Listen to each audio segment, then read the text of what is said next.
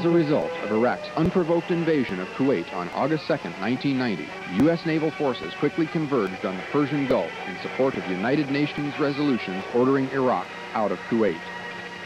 Joint Chiefs of Staff planners seeking the appropriate capital ship to head the Gulf force set 3 criteria for selection: an inherent deterrent capability, the ability to assume the role as centerpiece of Gulf operations, and the capability of making a significant contribution to the war in the event of hostilities. USS Wisconsin easily fulfilled each of these 3 sets of values. Responding to the call, Wisconsin departed home port Norfolk, Virginia on August 7, 1990, beginning the deployment which eventually saw an end to Iraqi aggression and the restoration of Kuwaiti sovereignty. Wisconsin made the 8,500 nautical mile transit to the Persian Gulf at 25 knots, arriving on station, ready for combat, just 16 days after her departure. The battleship's transit became symbolic of the nation's resolve and commitment to support the United Nations resolutions ordering Iraq out of Kuwait.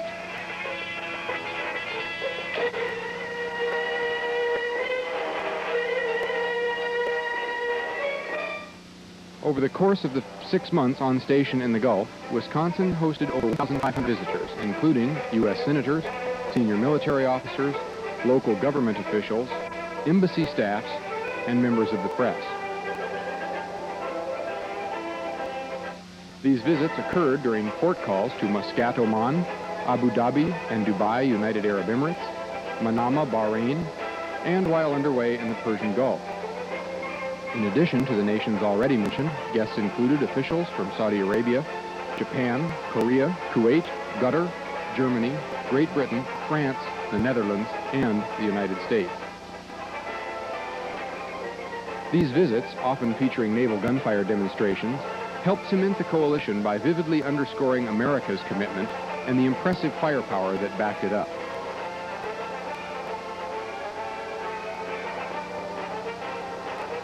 During Operations Desert Shield and Desert Storm, Wisconsin clearly illustrated the flexibility and utility of America's modernized battleships. With a fuel capacity of nearly 2.5 million gallons, Wisconsin resurrected her World War II role as an armored oiler, providing almost 1.5 million gallons of fuel to 17 different U.S. and coalition surface combatants.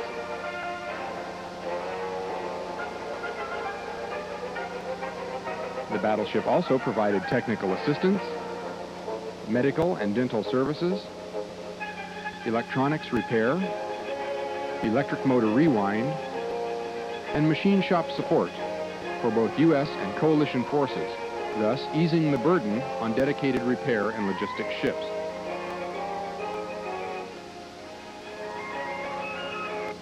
Additionally, throughout her first 4 months on station, Wisconsin was actively involved in the detailed planning and liaison efforts, both ashore and afloat, which would put together the procedures and plans to support naval operations during hostilities.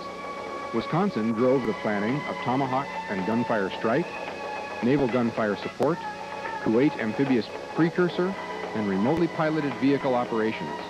All were coordinated through Wisconsin's leadership, while the battleship provided on-station deterrence against further Iraqi aggression, carried out responsibilities as Persian Gulf Force over-the-horizon targeting coordinator, and honed her warfighting skills.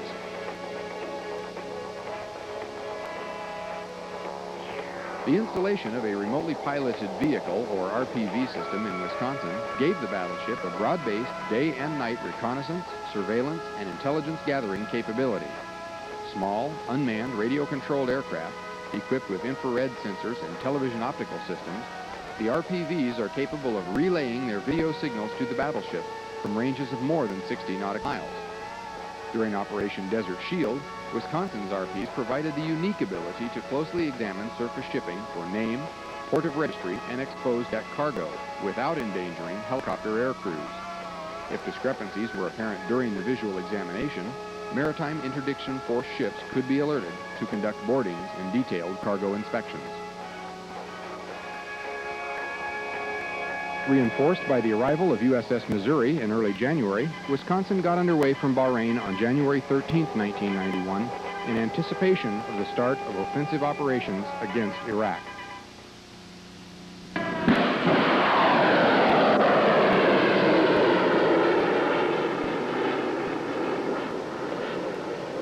Early on the morning of January 17th, Wisconsin, acting as Tomahawk Strike Warfare Commander for the Persian Gulf, directed the sequence of Tomahawk launches that initiated the opening of hostilities in the Gulf War. USS Paul F. Foster, BB-64, fired the first Tomahawk missile from the Persian Gulf at 01:40:20. Her shot was quickly followed by 5 other ships in the Persian Gulf Strike Force. Wisconsin's first 8 missiles were included in a total of 47 Tomahawks fired in the initial volley. During the next 2 days, Wisconsin fired a total of 24 Tomahawk land attack missiles while continuing to coordinate the successful launch of over 200 assigned Persian Gulf Tomahawk strike missions. The battleship also assumed responsibilities as local anti-surface warfare coordinator for the Northern Persian Gulf Surface Action Group.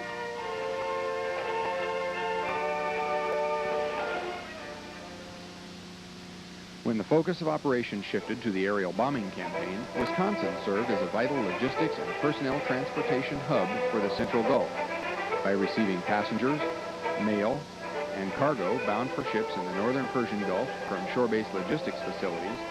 Wisconsin greatly reduced the burden on the logistics support infrastructure. Altogether, Wisconsin transferred over 45,000 pounds of mail, 140 personnel, and 20,000 pounds of cargo during Operation Desert Storm.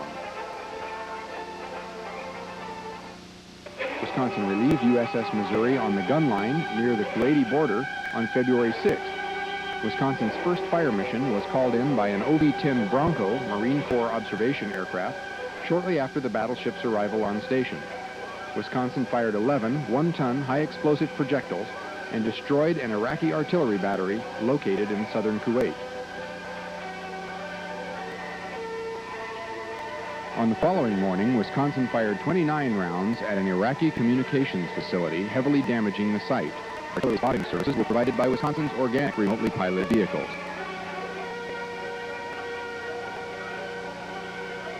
Iraqi patrol craft, many capable of carrying modern anti-ship missiles, represented a significant threat to coalition forces.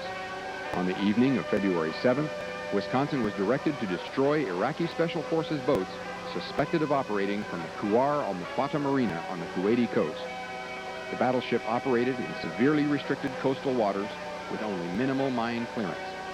Requiring no external targeting assistance, Wisconsin used her RPVs to first reconnoiter the marina before delivering 50 tons of high-explosive 16-inch projectiles into the 75 by 150-yard target area, destroying or severely damaging several piers and over 15 small boats. Unassociated civilian structures as near as 175 yards from the target area remained untouched, in clear testimony to the accuracy of ordnance on target provided by the RPV 16-inch naval gunfire combination.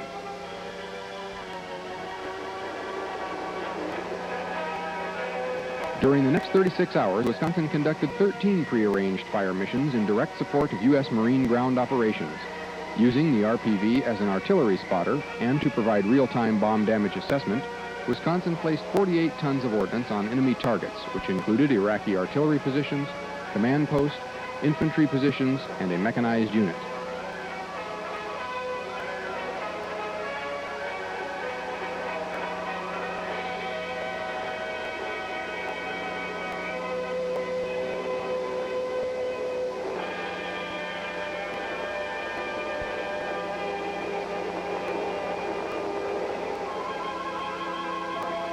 Additionally, the night reconnaissance capability of the RPV was used to great effect in locating targets and tracking enemy movement.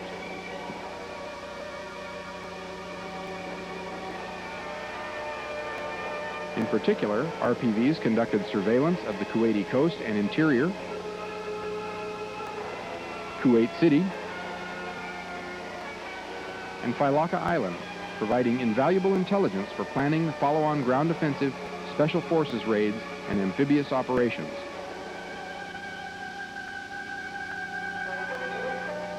Between February 9th and 20th, Wisconsin returned to the Central Persian Gulf, rearmed, replenished, refueled, and resumed her logistics support role.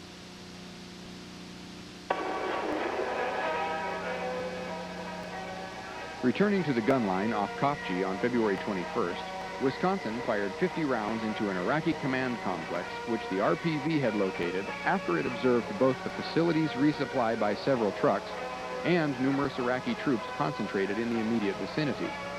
Over 10 buildings in the target area, which housed Iraqi troops and communications facilities, were completely destroyed or heavily damaged.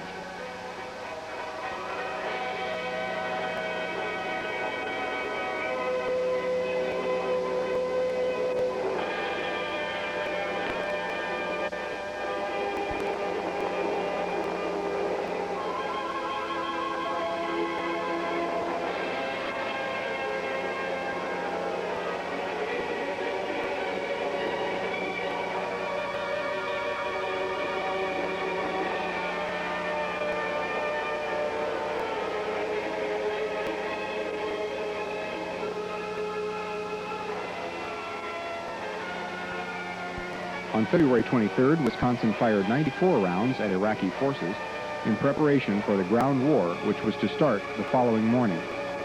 On February 24th and 25th, the push north into Kuwait began. Wisconsin fired 23 rounds during 2 call-for-fire missions for coalition forces, paving the way for the continued advance toward Kuwait City. An elated Saudi Marine commander praised Wisconsin for her accurate fire and commented over the radio, "I wish we had a battleship in our Navy."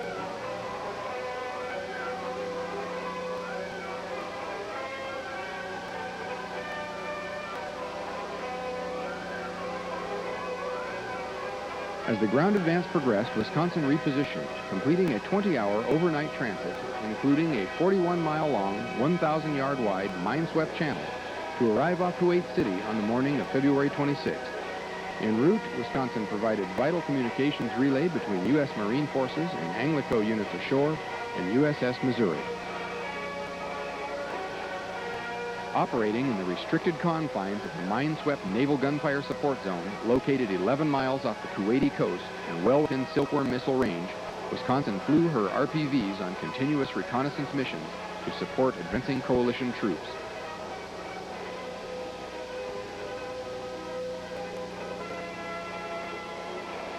On February 26th, Battleship Wisconsin fired on an Iraqi bunker complex in the last naval gunfire support mission of the war, and perhaps the last naval gunfire mission ever provided by a battleship.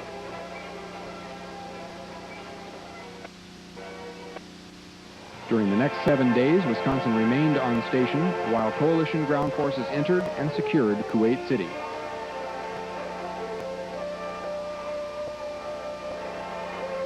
On February 27th, an RPV flight detected 2 military boats fleeing Failaka Island. Attack aircraft were called in to destroy the boats, which were reportedly carrying escaping members of the Iraqi secret police. Another RPV flight over Failaka Island on March 1st received the first recorded surrender to an unmanned aerial vehicle.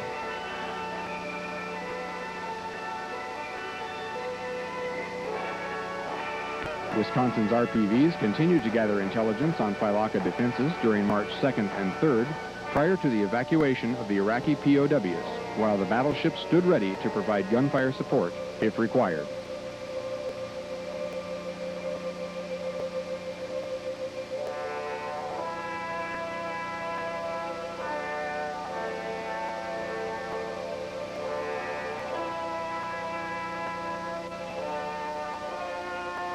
Later flights observed hundreds of Iraqi troops waving white flags as they mustered for evacuation from Failaka Island.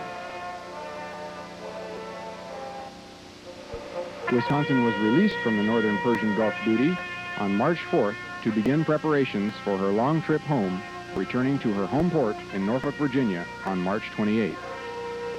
Throughout her 8-month deployment, the USS Wisconsin's majestic fighting silhouette, bristling with guns and radiating power, served as unquestioned testimony to American strength and support for our allies.